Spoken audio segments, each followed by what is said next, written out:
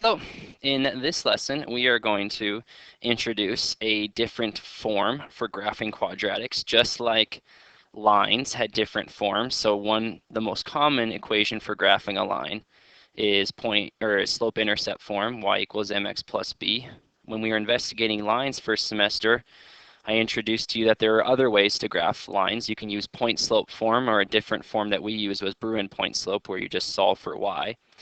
And so just like lines have different ways to write their equations, it turns out quadratics do as well, and they each have their pros and cons. They each give you different pieces of information. So as a warm-up, we're going to do the line version before we do the quadratic version today. So I'm going to present the first one, and then I'll have you try the second just to see what part of your memory is jogged. So recall, there was a form for lines called point slope form, and when you solve for y, we called it Bruin point slope form. And how did we read off these equations? We just read them off as English. So we would say the line is telling us to go up 2 and right 3, so the slope is 2/3.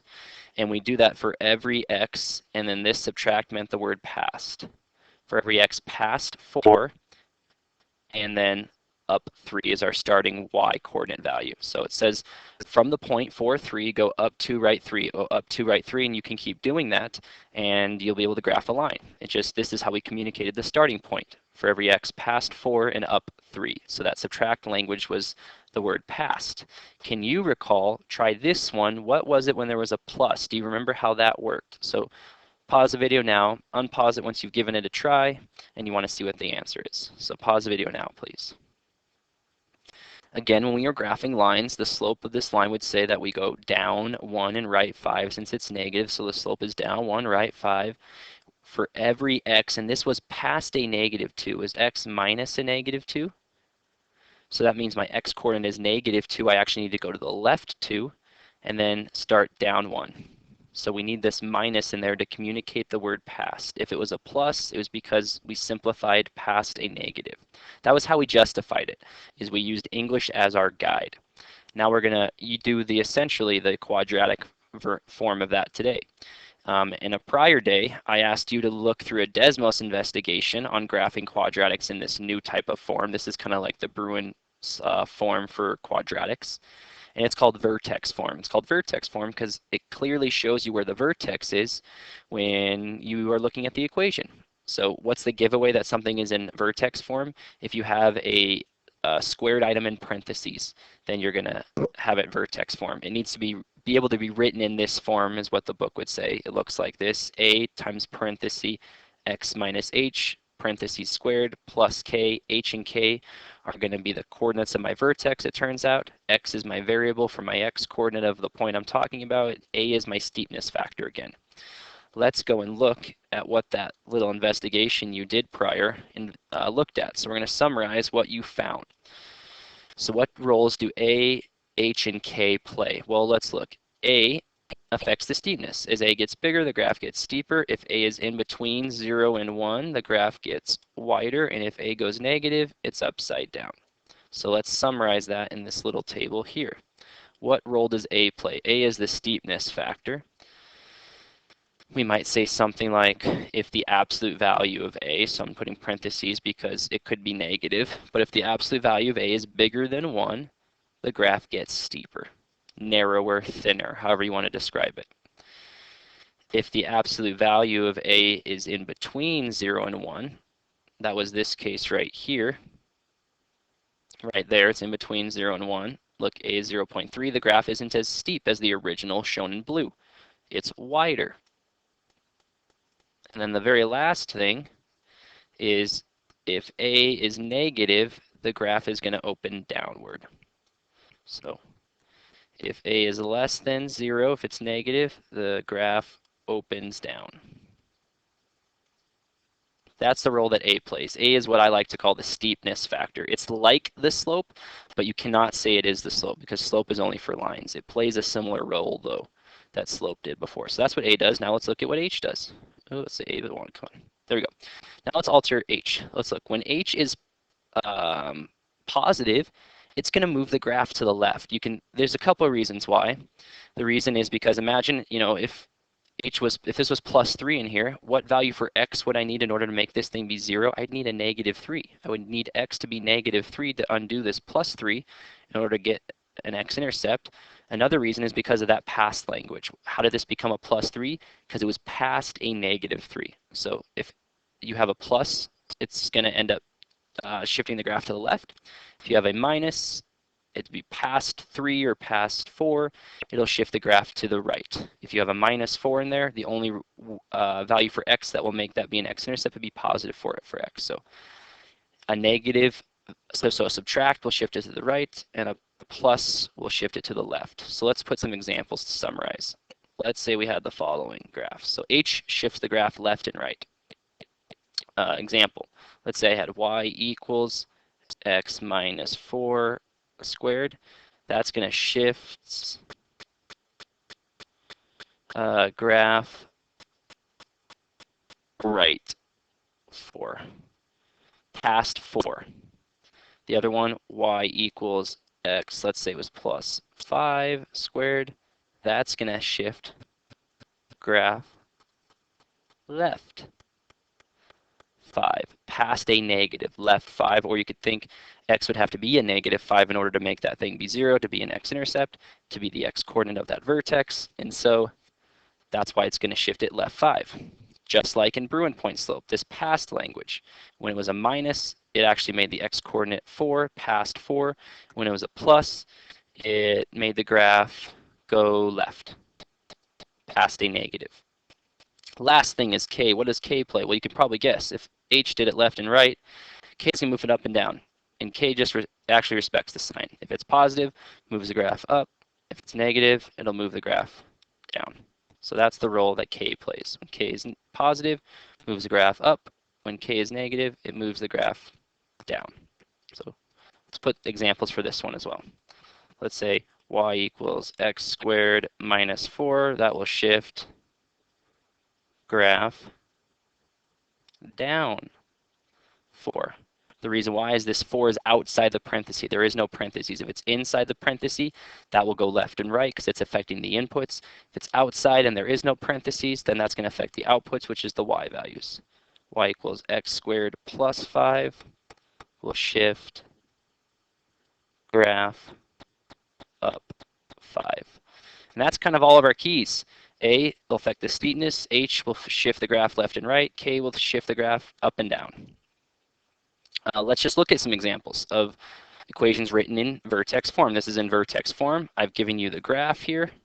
I'd like you just to look and see where the vertex is and then note how does that relate to what the equation's showing. Well, look, here's the vertex. And where's the vertex located? It's located at 2, 3. So this is the equation, this is the graph. The vertex you can see is at 2, 3. How could you have known that from the equation? Look, minus 2, it means it's past 2. So the graph got shifted right 2 and then plus 3 up 3. So the vertex is going to be at 2, 3. Over here, here's another equation. Its graph is shown. Where is the vertex? It's right there. What are its coordinates? -1, -2. How could you have known that by just looking at the equation? +1, it must have been a plus because it was past a negative, so I need to go left 1 and down 2 in order to get to the vertex. So that's why they call this vertex form, is because just looking at the equation, I know where the vertex is located right off the bat. For some practice, I'd like you just to describe in words how these graphs compare to the parent function. I'm going to demonstrate with this first one, and then I'll have you try H. Our word bank is going to be words like steeper, wider, upside down, left, right, up, down. So let's try with this first one. With this first one, and we do order of operations. So if I looked order of operations, say inside the parentheses first, so what's happening? Past 5. So this will shift it right 5. That's this part right here. Let's color code it even. Next thing is the exponent. That's just squaring. That tells us we have a parabola. You don't need to write that. We know we're talking about parabolas. Next in order of operations is multiply. Let's look at just the fact that it's a 3. The fact that it's a 3 means that it's going to be steeper. You could think about it being a negative, and then the absolute value of a -3 is still 3. So that 3 is going to make the graph steeper. What is this negative going to do? That will make it open upside down.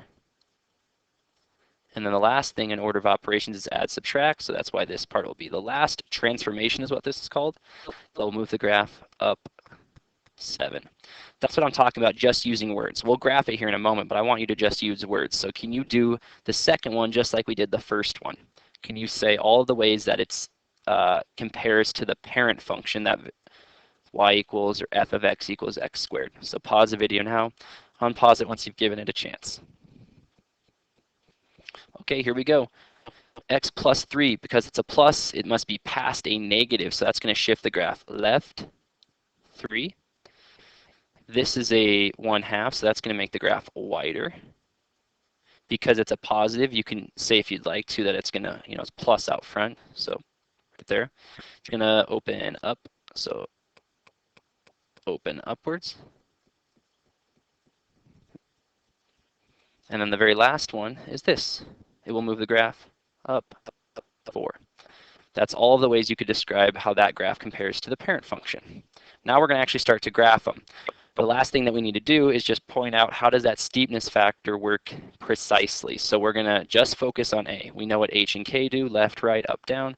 How do I specifically look at A? And so what we're going to do is we're going to make just a few mini tables. Imagine I was just going to graph g of x, or y equals 2x squared.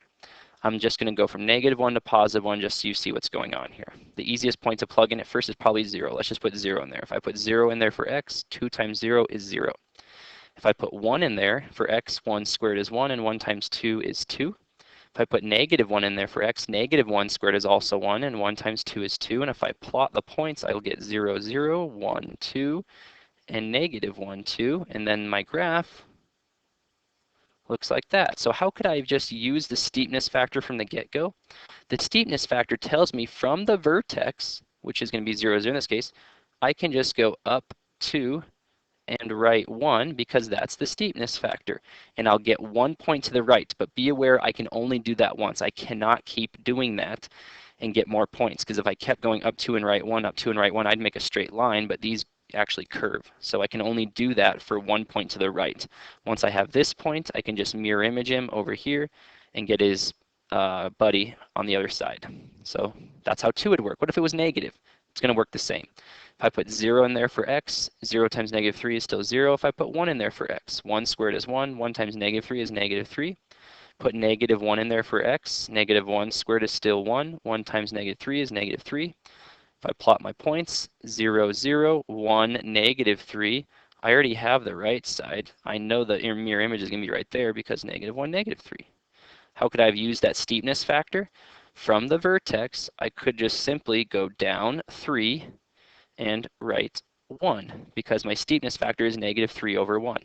I could only do that, though, for 1 point to the right and 1 point to the left with a mirror image. I cannot keep doing that. That would not work. I can only use this strategy to get 3 points.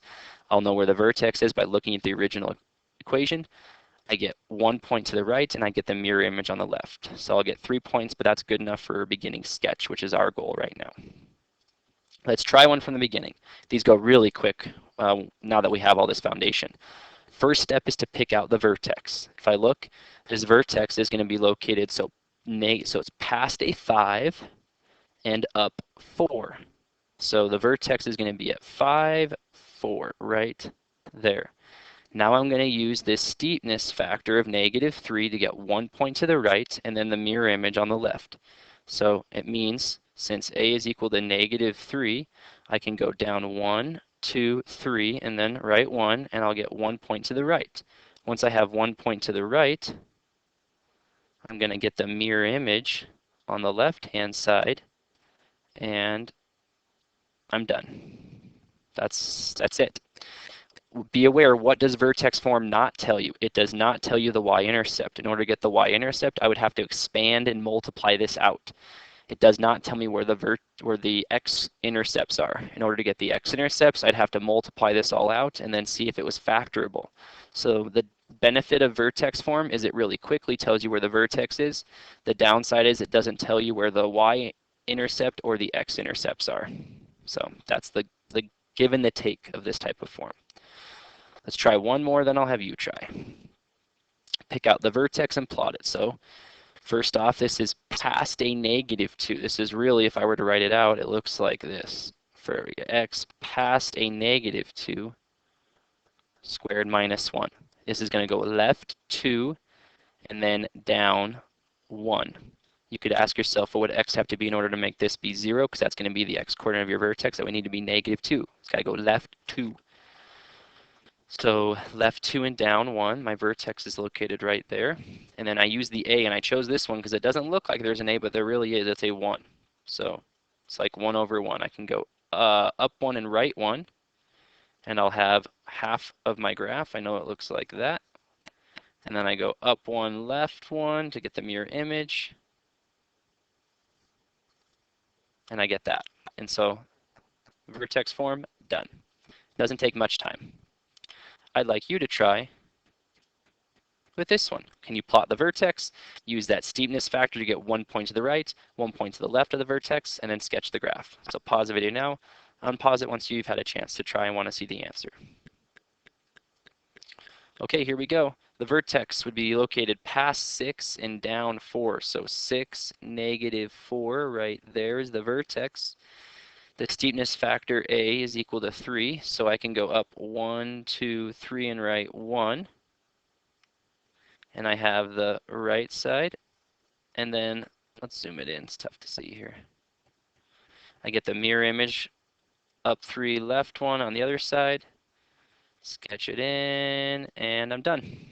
And that's vertex form. Plot the vertex, use the steepness factor, go 1 to the right, 1 to the left, and then plot, and then sketch your graph. If you want to get more precise, you could plot other points by plugging it in. You know, instead of plugging 1 point to the left is 5 and 1 point to the right is 7, you could plug 8 in for x and see what you get. You could plug 9, see what you get, and then just keep reflecting to get the corresponding pair. But right now we're just sketching. 3 points is good enough for us. So that's it. Thank you very much, and have a good day.